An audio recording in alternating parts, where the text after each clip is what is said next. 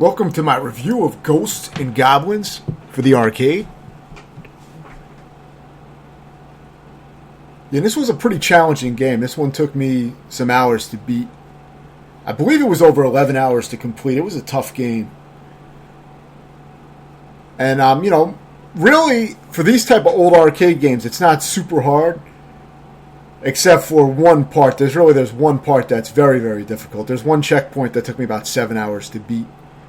One stage, actually, because the last stage doesn't have any checkpoints. You just have to complete the last stage on one life. If you die, you can start at the beginning of the stage. There's unlimited continues in the game. And it maintains unlimited continues throughout the entire game. You'll just restart from whatever checkpoint you last got to. But the two final stages don't have any checkpoints. You'll just start at the beginning of those stages when you die. But yeah, this is a challenging game, as you would expect. And of course, being the first in the Ghosts and Goblins series, it has that old tradition of having to beat the game twice to officially beat it. So after you beat the game once, it's going to force you to do a second loop and beat the game for a second time. And on that second loop, you do have to be using a specific weapon on the final bosses. Basically, you have to have a certain weapon. In this version, it's the book weapon. So you do have to have like pick that up and held on to it. Otherwise, they'll send you back maybe to stage 5 or something like that if you get to the last boss without that. So you do get penalized for not having that. But it is easy to get by that point. It's just a weapon pickup. But so this game does have that old tradition, and of course it's pretty much like if you get hit twice, you're dead. So, but you can pick up armor occasionally. And you'll see when you die, you will start at the last checkpoint you got to. Now this is edited, so now I'm showing a later part in the game.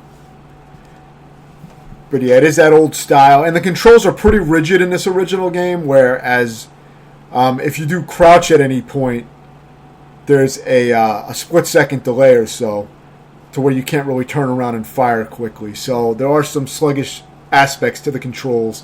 Whenever you launch into a jump, you are locked into that jump trajectory. So, you can turn around in midair and shoot back briefly, but you can't, you can't adjust the distance to your jumps at all. They're one distance, and once it's launched, that's it.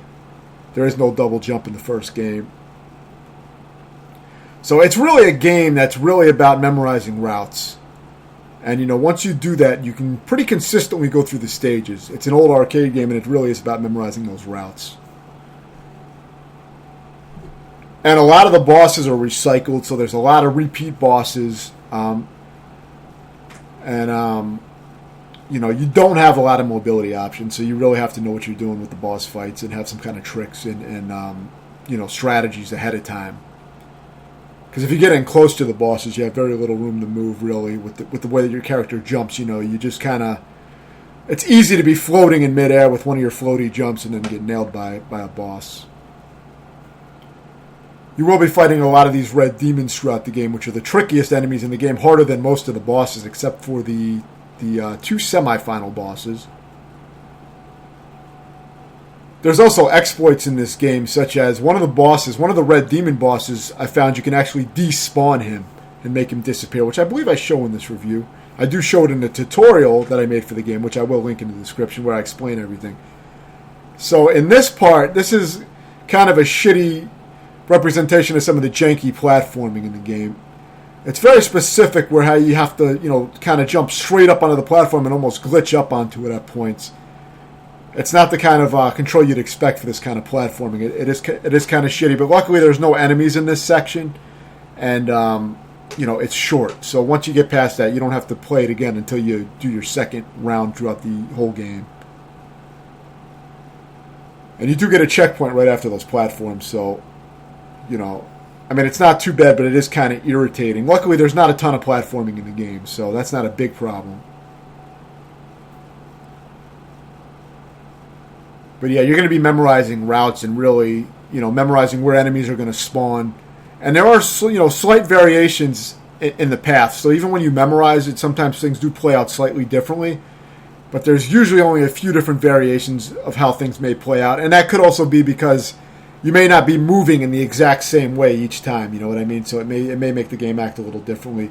Now for this, you see me running away from the boss and jumping down. This path is very specific that I found, and that despawns the boss. So the boss disappears and he's now dead. That's a trick that I read about it. I think I may have seen a video on it, but I had to find the path for myself because I wasn't able to get it to work when I saw the video of it. But I do explain what I did. Now this part is kind of cheap. You have to take a hit here because there's nothing you can do. So that is kind of a shitty game design, a cheap tactic. This is the final stage. And you can ignore this first boss with good timing, good evasive skill and timing. And, once you get to the top, unfortunately, you have to fight two of those red demon bosses. The boss that we just despawned, we have to fight two of them at the same time up at the top.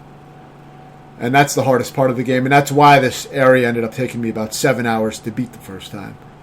Because it's extremely difficult. But I did find some good strategies that'll give you a much better chance on those boss fights. So check out the tutorial if you actually want to work on the game. I do recommend playing through this game. It is a very satisfying and enjoyable game overall. But it does have a lot of issues. It is an older game. It's not as refined as some of the more later entries in the series. It's definitely the worst of the series.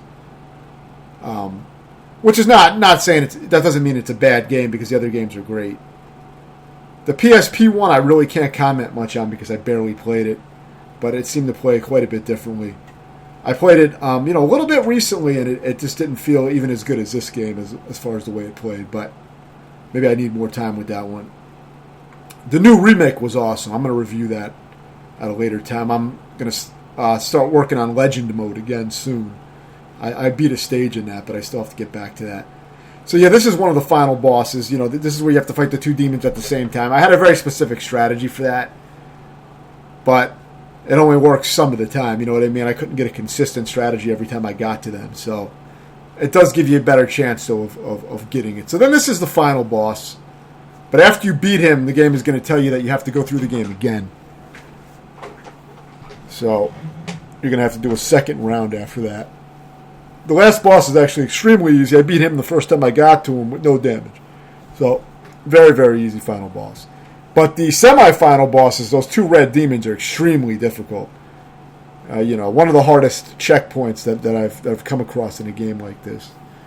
7 hours is a long time for one checkpoint for me. So it was tough. But I can't say that this game was that difficult as a whole. But, that one part is very hard, and I think the previous level took me 2 hours the first time, which was not an easy level either, by any means. But, 2 hours for a checkpoint, I mean, it's not up there with the most extreme shit. But 7 hours is definitely, it's up there with some of the more extreme games.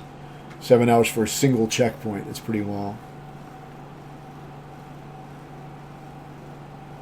So, overall, to complete the game, it's definitely going to be a difficult game. And, keep in mind, I've beaten a shitload of these kind of games, so it's going to depend on your experience level. For some players, it's going to be very, very difficult, especially because of that part.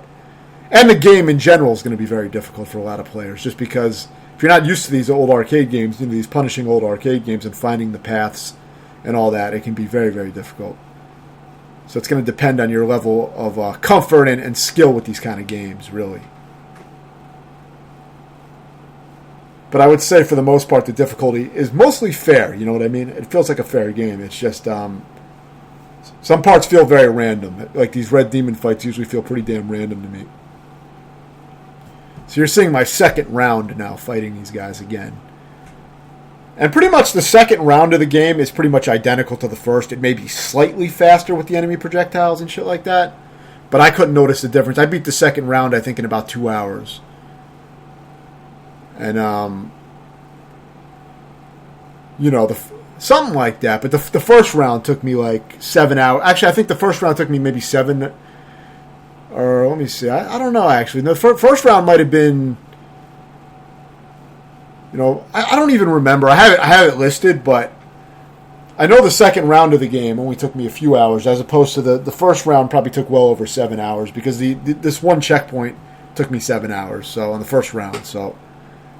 But the second round should go by for you much easier once you've beaten the first round, because you're going to know the game a lot more. But this is a good, solid game, but it has some flaws. It doesn't have as many unique bosses and things like that as the other games in the series. It's a short game. The only reason it gets a decent length of 30 minutes if you don't die is because it makes you play the game twice. But it's really only a 15-minute game. You've seen the whole game in 15 minutes. So there are a lot of limitations to this game, and the controls are a little bit clunky, so I'd give it a 7 out of 10. Definitely a game worth playing through. Thanks for watching.